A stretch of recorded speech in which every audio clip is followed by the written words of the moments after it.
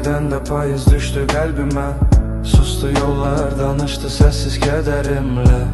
Hər xatirə yanar gecə içimdə.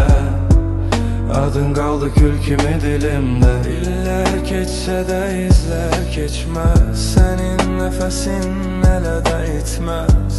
Bir baxışınla başladım mən. Sonunu sən dedin amma bitməz. Xəyalımda itirəm hər gecə. Sanki səni görürəm hər kəsdə. Göz yaşımı gizlədim yağışda.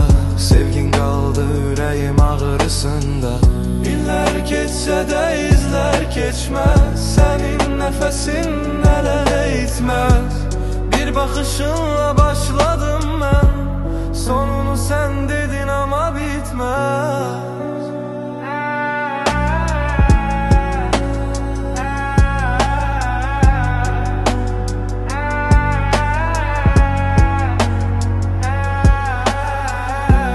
Gecələr danışır səssiz adını. Unutmaq istəsəm tapmıram yolunu. Hər şey dəyişir bir tək bu tək söz. İllər keçsə də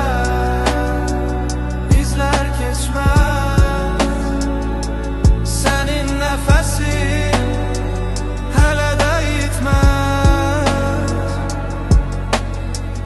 Bir baxışınla başladım mən. Sonunu sən dedin amma bitməz. Amma bitməz. Xəyalımda itirəm hər gecə. Sanki səni görürəm hər kəsdə.